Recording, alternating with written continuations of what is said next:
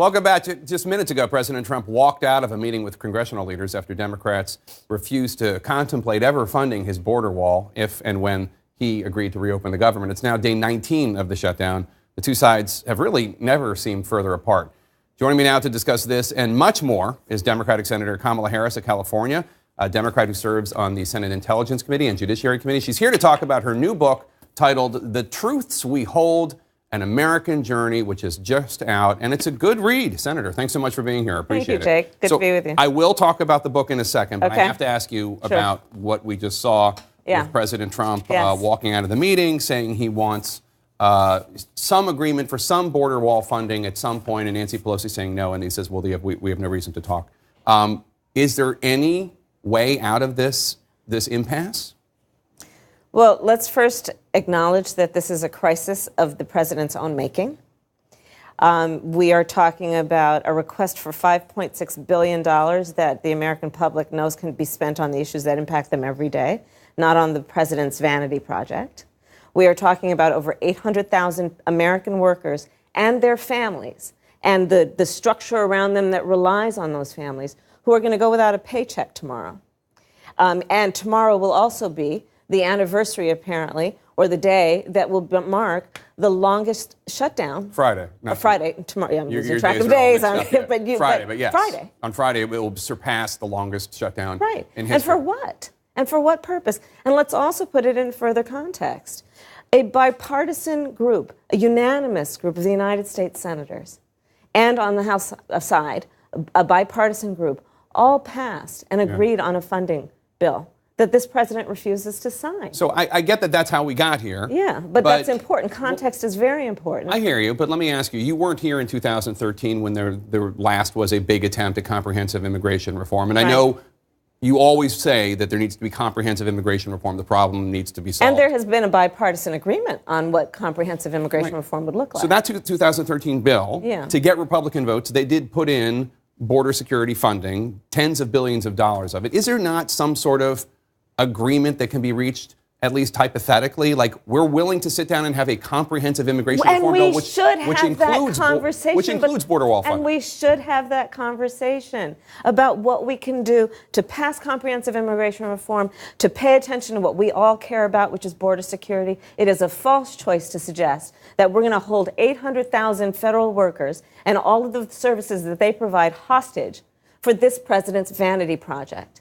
Let's have that conversation, but let's stop this shutdown of the government. Get the government working, doing the job it's supposed to do and those workers want to do, and pay them for their work.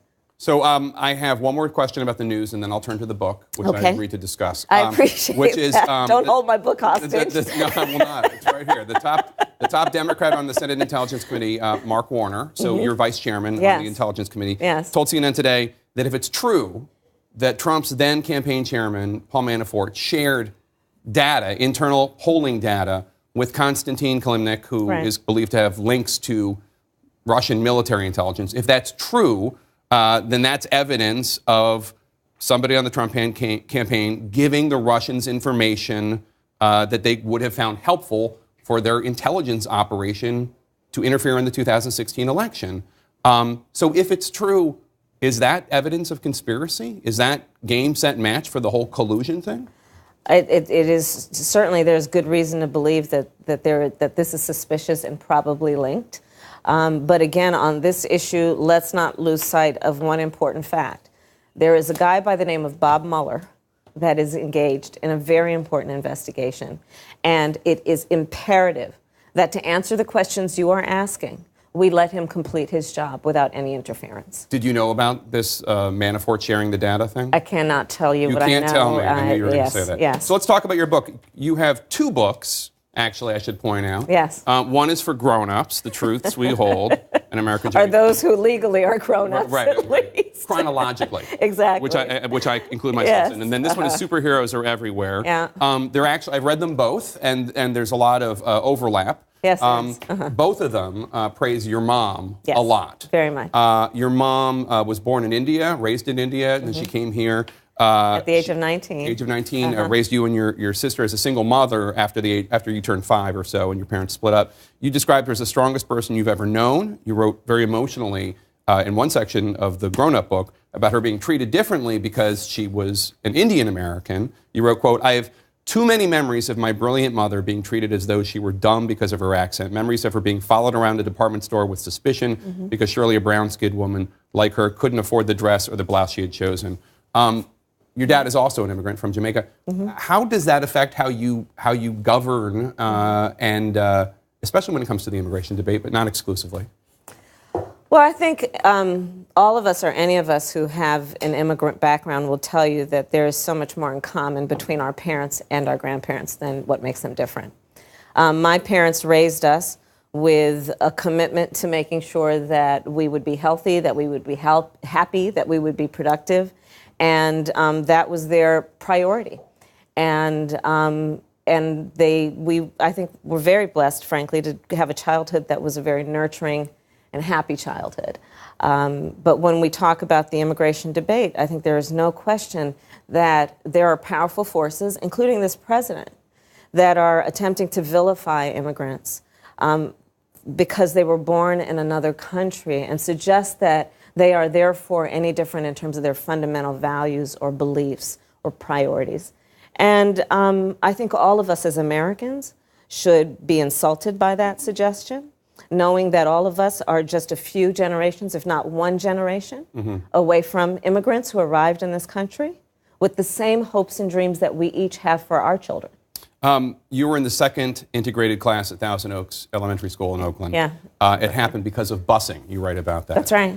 Around that same time, then Senator Joe Biden changed his position on busing and became anti-busing. He joined with Jesse Helms. I don't even know if you know this. But I did not know that. And I'm just wondering, as somebody who was in an integrated class because of busing, was then Senator Biden wrong? Well, as we know, first of all, that there was a need for Brown v. Board of Education, thanks to Thurgood Marshall and Charles Hamilton Houston and Constance Baker Motley. Who are among the heroes. Who are among the heroes in my children's book. There was a need for them to make clear that anything that was about segregating children in schools based on race was antithetical to our Constitution and the values and the priorities and the ideals of our country. So there's no question that busing was the right thing to do as an attempt toward integrating the public schools of America. And I am sure that all good people support the idea that children should not be educated separately, and that we should have a society and leaders that want to integrate and bring all children together as equals. I have two more questions. Okay. You were a leader of the Me Too movement.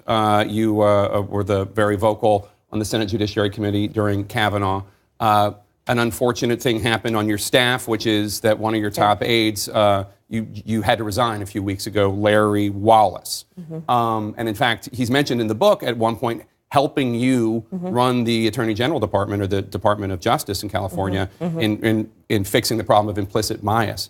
As somebody who is a leader of the Me Too movement, how did this happen and you didn't know about it? And what did you learn about it, given that it kind of struck close to home? Sure. First of all, it was a very painful experience to know that that something can happen in one's office of almost 5,000 people, granted, but that I didn't know about it. That being said, I take full responsibility for anything that has happened in my office. I always do, and I always will. The buck stops with me. But the other point, Jake, is that it really does, to your point, make also a clear point, which is even in the office of someone who has been an advocate for women and women's rights and all people's rights, there's no office that is immune from this kind of behavior. And that's something that we're going to also have to deal with. And it is a sad statement. You have said that you think the country is ready for a president who is a woman of color. Not necessarily you, right, but a woman of color. At the same time, you also talk very movingly and compellingly in your book and elsewhere about misogyny, sexism, racism, anti-Semitism, homophobia. But square the circle. How is the country ready for this if these problems are still so prevalent? And when are you going to make your decision? I will make my decision soon, not at this very moment, but I will say that we have to give the American people more credit. And we have to understand that the American public and the people of our country are smart people who will make decisions about who will be their leader based on who they believe is capable, who they believe has an honest, desire to lead, to represent, to see them, to be a voice for them, even if they have no power. And those are the kinds of people who we are as a country. And so the pundits can talk all day and all night, and there's a lot of chatter about which demographic will do this or that. It has been my life's experience that the American people are smart, and they make decisions based on what's in the best interest of their household, their family, and their community. And I have faith that in 2020 and in any other election, that will be their motivation when they vote.